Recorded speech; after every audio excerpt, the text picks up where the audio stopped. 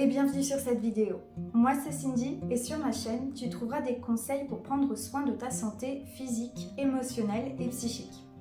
Si tu veux guérir des TCA, mieux vivre ton hypersensibilité et prendre confiance en toi pour transformer ta vie, alors reste ici, c'est parti. Bonjour à toutes et à tous, j'espère que vous allez bien et je voulais en profiter pour vous souhaiter une très belle année 2023 remplie de bonheur, d'amour, de succès, bien évidemment de santé. Et j'espère que cette année du coup vous apportera tout ce dont vous rêvez. Alors avant de continuer avec la série Guérir des TCA avec la toute dernière vidéo qui sortira la semaine prochaine, je voulais profiter de ce début d'année parce que qui dit début d'année dit nouvelles résolutions, pour vous parler de l'importance de se trouver des projets, des activités à mettre en place pour lutter contre l'ennui. Parce que quand on a des TCA, l'ennui fait partie des principaux facteurs déclencheurs des crises de boulimie, etc. Voilà, parce que déjà quand on a des TCA, c'est vrai qu'on pense beaucoup, voire H24 à la nourriture. Donc dans les moments où on se retrouve sans rien faire, ou quand on est devant la télé, où notre cerveau n'est pas plus stimulé que ça, eh bien on va penser à la nourriture et ça nous entraîne des crises. Or, quand on a un projet, une activité qui nous tient à cœur, quand on la pratique, eh bien, ça nous nourrit de l'intérieur. Moi, en tout cas, c'était vraiment la sensation que j'avais et que j'ai toujours. Et même quand j'avais des TCA, le fait de m'adonner à ces pratiques, eh bien, comme je me nourrissais de l'intérieur, j'avais pas besoin d'aller me nourrir, de combler un manque ou quoi que ce soit. Et du coup, aujourd'hui, je voulais vous parler des 6 pratiques qui m'ont le plus aidé avec les TCA. Alors avant de démarrer, n'hésitez pas à vous prendre votre petite boisson chaude comme d'hab. Ça permet de s'hydrater, c'est important cette saison, on n'y pense pas forcément. Et c'est parti. Alors une de mes pratiques favorites, c'est l'écriture. J'adore écrire, je trouve que c'est très libérateur. Ça permet vraiment d'écrire ses émotions plutôt que de les manger. Voilà, ça permet d'embellir des sujets qui sont pas forcément beaux, qui sont plutôt tristes, etc. Ça permet, je trouve, de faire du beau avec du moins beau. Et dans mon cas, j'ai fait beaucoup de journaling. J'écrivais tous les jours. Je racontais ma journée, j'écrivais mes émotions. J'essayais vraiment de poser des mots sur mes émotions. Comme je disais, en fait, ça me permettait d'écrire mes émotions plutôt que de les manger. Donc cet exercice, je trouve qu'il est vraiment super. Voilà, donc j'écrivais des poèmes aussi sur les TCA, je pratiquais des outils de dev perso qui se font à l'écrit. J'écrivais beaucoup sur les réseaux, alors ça, j'en parlais juste après, donc je ne vais pas développer maintenant. Mais voilà, j'écrivais beaucoup, beaucoup, beaucoup. Et bien évidemment, si vous avez une âme d'auteur, que vous avez envie d'écrire des histoires ou d'écrire des romans ou même des nouvelles, c'est pas nécessairement long, et bien vraiment allez-y, il y a plein de bénéfices à l'écriture.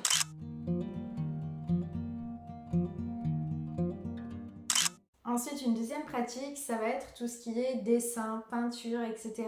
Moi voilà, j'aime beaucoup dessiner et même si je le fais moins actuellement, à l'époque où j'étais justement sur ce chemin de la guérison, eh bien tous les matins, je me gardais 30 minutes pour dessiner. Je me prenais des modèles de fleurs, de choses comme ça et je reproduisais les modèles. Et du coup, ce qui est cool, c'est que c'est un exercice qui est assez long, enfin ça demande un peu de temps. Donc ça demande du temps pendant lequel on est concentré et on ne pense pas à la nourriture. C'est un moment aussi qui était très calme, très apaisant. Après, si vous n'êtes pas à l'aise avec le dessin, il y a aussi tout ce qui va être coloriage avec notamment les mandalas. Là c'est pareil, ça permet de se vider la tête, on pense à rien, il n'y a même pas besoin d'avoir de talent ou quoi que ce soit, il n'y a pas besoin d'entraînement pour ça. Ce qui est très cool aussi, c'est les cahiers d'art-thérapie. J'ai une cousine qui m'avait offert un cahier il y a quelques temps et c'est super bien parce que vous pouvez faire 1 ou 2 pages de temps en temps. Et il y a plein d'exercices différents, il y a du coloriage, du dessin, même de l'écriture, des exercices d'invention dedans. Donc voilà, c'est vraiment pas mal. En peinture, alors moi pour le coup je peins pas mais j'ai fait un petit peu d'aquarelle. Ce qui est sympa avec l'aquarelle, c'est qu'on peut faire de très jolies choses de manière abstraite. Voilà, il n'y a pas besoin que ça ressemble à quelque chose. L'aquarelle c'est tellement léger, etc. que voilà, là encore il n'y a pas besoin de talent particulier. Et ce qui est aussi assez sympa, c'est qu'en fonction des couleurs qu'on va utiliser, ça va représenter aussi un petit peu notre mood du moment. Donc c'est sympa après à analyser. Ensuite, ma troisième pratique favorite, ça va être de créer moi-même mes cosmétiques. Alors, je fabrique pas tout. Le maquillage, je sais pas faire. Mais voilà, j'aime bien faire du démaquillant, j'aime bien faire des shampoings, des masques pour les cheveux, etc. Je trouve que ça permet en fait de se préparer et de prendre soin de nous de plus en conscience. Voilà, parce qu'en même temps qu'on prépare les cosmétiques, on peut mettre de la conscience dedans, le faire avec amour, se dire que tout ce qu'on est en train de préparer, ça va faire du bien à notre corps, etc. Donc voilà, je trouve que ça permet de se connecter plus à l'instant présent. En même temps, moi je m'intéresse beaucoup à l'Ayurveda, j'adore ça. Et en Ayurveda, on préconise de se mettre sur le corps que des choses qu'on est capable, enfin qu'on peut ingérer parce que du coup ça veut dire que le corps le tolère bien.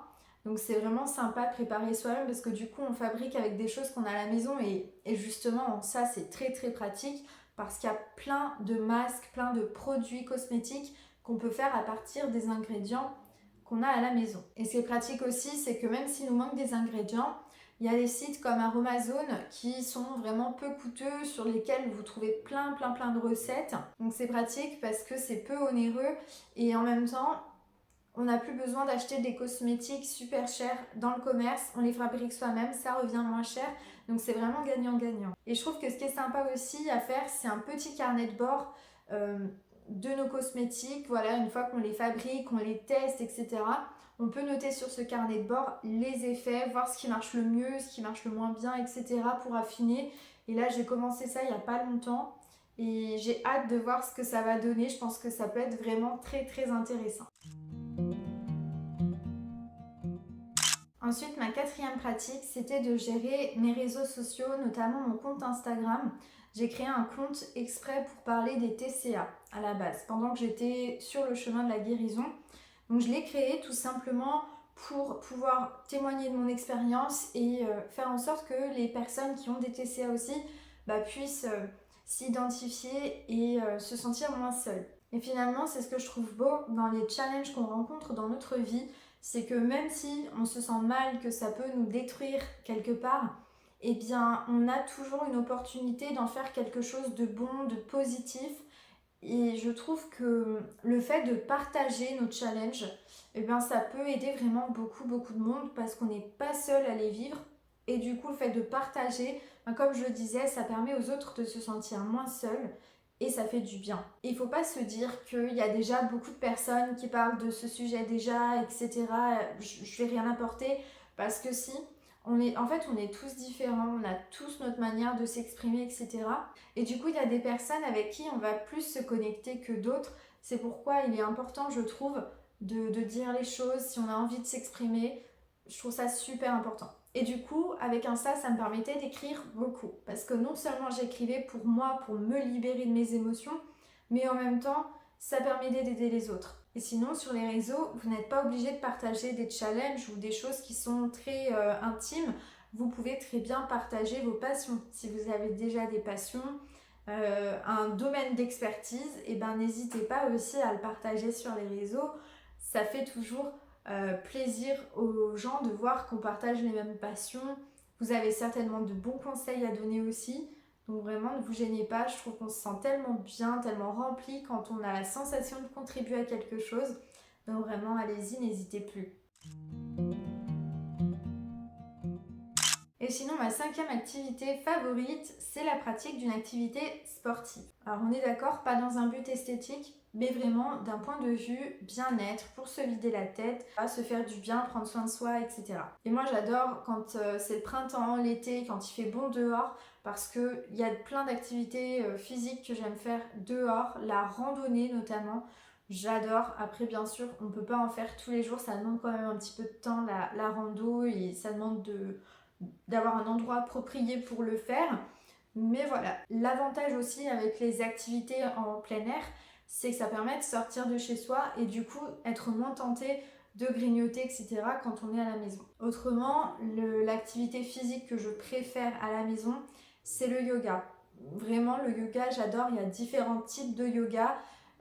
Contrairement à ce qu'on peut penser, le yoga, ce n'est pas que de la méditation, rester assis à respirer, etc.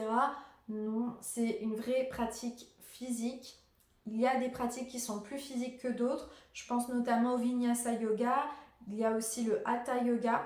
Et il y a des chaînes voilà, qui sont vraiment top pour ça. Je pense notamment à la chaîne Yoga Coaching Tout Attaché, qui est vraiment super, qui fait beaucoup de vidéos et qui a une playlist justement pour les débutants, pour les personnes qui n'en ont jamais fait. Et voilà, moi je trouve vraiment cette chaîne extra. Et ce qui est top avec le yoga, c'est que c'est une pratique qui est super complète. Ça va permettre justement avec les yogas plus dynamiques, plus sportifs, de renforcer nos muscles profonds. Donc ça permet de protéger le squelette, ça permet d'avoir un meilleur maintien. On va bien travailler la respiration, donc ça permet de mieux circuler, de mieux s'oxygéner. On peut s'étirer, s'assouplir, gagner en mobilité, etc. au niveau des articulations. Donc c'est vraiment une pratique, moi je trouve, qui est parfaite. Et pour le coup, c'est vraiment la pratique physique dans laquelle j'ai le plus de discipline. Enfin, dans laquelle je suis la plus disciplinée.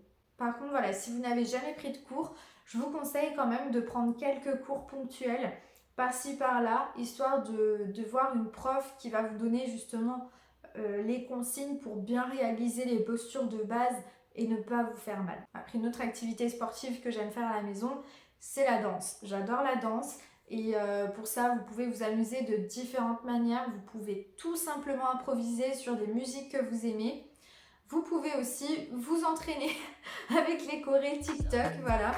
Alors ça je rigole parce que c'est un petit peu galère, hein, ça va vite et tout. Mais voilà, c'est super rigolo. Vous pouvez aussi poster sur TikTok après, sur les réseaux, ce que vous voulez. Mais voilà, je trouve ça vraiment sympa, surtout quand c'est des chorés qu'on aime bien, on est très content d'y arriver après. Et puis après, si vous êtes en couple, vous pouvez très bien aussi vous mettre des tutos de danse de couple. Moi, j'aimerais trop convaincre mon chéri qu'on le fasse. Mais bon, après, je pense qu'en tuto, en couple, déjà tout seul, c'est dur, mais je pense qu'en couple, ça l'est encore plus. Après, comme sport qui est facile à pratiquer à la maison, bien évidemment, c'est le fitness. Alors après, moi, le fitness, gros warning, parce que quand je me suis lancée dedans, à l'époque où j'avais des TCA, l'environnement a fait que mes TCA se sont aggravés, parce que le fitness est quand même très lié à l'esthétisme, à l'alimentation, etc. Donc, voilà, là j'en parle, mais il faut vraiment y aller mollo. Parce qu'en fait, ce qui est pratique avec le fitness, c'est que là encore, il y a tellement de vidéos YouTube, de chaînes avec des séances de sport à la maison que c'est hyper pratique à faire. Il n'y a pas besoin d'énormément de matériel quand on le fait juste pour s'amuser, pour se dépenser, etc. Enfin voilà, le fitness, il faut vraiment le faire que si vous sentez que vous êtes assez détaché du côté esthétique, que vous n'allez pas vous comparer ni quoi que ce soit. Et le faire vraiment juste pour les bénéfices pour le corps comme le renforcement musculaire. C'est vrai que ça permet de protéger le squelette, etc. Donc il y a vraiment de très bons bénéfices avec. Mais voilà, gros warning quand même. Ensuite, ma 6e pratique favorite, c'est de pratiquer tous les outils de développement personnel. Alors, ne tenez pas compte du numéro de mes pratiques 1, 2, 3, 4, 5, 6, ça n'a rien à voir avec mes préférences. Parce que le dev perso, c'est vraiment ce qui m'a sauvée en termes d'amour de moi, de confiance en moi et du coup pour sortir des TCA finalement. Et ce qui est cool avec le développement personnel, c'est qu'il y a plein de vidéos sur YouTube déjà. Moi, j'ai une chaîne de prédilection, c'est la chaîne de Chloé Bloom. Voilà, c'est celle avec qui j'ai le plus connecté, celle dont les messages m'impactent le plus. Après, voilà, c'est à vous de trouver les personnes qui vous inspirent le plus. Ensuite, il y a bien évidemment les livres aussi. Moi, voilà, j'adore les livres de Lise Bourbeau. J'adore les 4 accords Toltec de Miguel Ruiz. Il y a évidemment les livres de Raphaël Giordano aussi, que j'adore. Là, l'avantage, c'est que c'est des livres qui sont romancés et à l'intérieur desquels on trouve des exercices de dev perso. Du coup, ils sont très faciles à lire et puis j'adore la plume de Raphaël Giordano. Donc voilà, si vous ne les avez pas encore lus, franchement, je vous les conseille, c'est top. Mais voilà, pour que ça crée un vrai changement dans votre vie, il faut vraiment pratiquer et pas juste lire et connaître les concepts. Il faut les pratiquer, les expérimenter pour faire vraiment la différence. Ça vous permet de travailler tellement votre confiance en vous, votre amour de vous. Plutôt, ça crée des déblocages, vous voyez. Et ça permet de trouver sa voie quand tu apprends enfin à t'aimer, que tu ne te mets plus de fausses croyances, que tu ne te dis plus que tu n'es bonne à rien, etc. Ça te permet vraiment de trouver ce en quoi tu es bon, tu es doué. Voilà, si vous ne vous y êtes pas déjà mis, ou vite fait, je vous conseille de vous y mettre à fond. Ensuite, toujours dans le dev perso, il va y avoir tout ce qui est méditation, visualisation, respiration. Voilà, c'est des exercices qui sont vraiment top. La méditation, vraiment c'est à vous de voir, vous n'êtes pas obligé d'y consacrer énormément de temps. Après, vous pouvez en faire aussi des longues, c'est vraiment comme vous le souhaitez. Au début, je sais que c'est pas facile. Vous avez les méditations guidées qui sont vraiment top. Vous avez juste à vous laisser guider. Mais voilà, je trouve que ça donne un vrai moment de calme dans la journée. C'est pas une perte de temps. C'est vraiment un moment de pause. Vous êtes connecté, vous êtes dans l'instant présent. Et ça fait du bien de souffler parce que dans nos vies, on est toujours sur un mode un peu pilote automatique. On enchaîne, on a plein de choses à faire. Et du coup, on oublie de vivre, j'ai l'impression, enfin je trouve.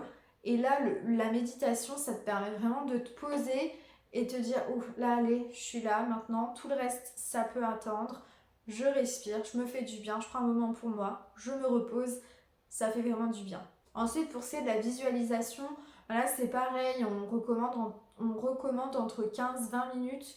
Et le principe de la visualisation, c'est de visualiser justement votre vie quand vous avez atteint vos objectifs, quand vous avez tout ce dont vous rêvez en fait, et de ressentir. Au moment où vous visualisez, vous ressentez ce que ça vous fait d'avoir toutes ces choses que vous voulez. Et ça permet justement d'avoir plus de confiance dans le fait que ça va arriver. Voilà, ça va avec le principe de la loi d'attraction. Bon, je ne veux pas le développer là, peut-être que je développerai plus tard dans une prochaine vidéo. Mais voilà, je trouve que ça fait du bien, ça permet d'apaiser ses émotions. Quand on a un objectif, le fait de se visualiser, réussir ce qu'on a envie de faire, eh bien ça apporte plus de confiance. Alors voilà, c'est tout pour aujourd'hui. En tout cas, c'était vraiment les 6 pratiques favorites. C'est vraiment celles qui m'ont le plus aidé par rapport au TCA. Et n'hésitez pas, vous, à me dire en commentaire s'il y en a d'autres que vous appréciez. En plus, ça pourra donner des idées aux personnes qui passeront par ici. Alors voilà, en attendant la prochaine vidéo, prenez bien soin de vous. Bye.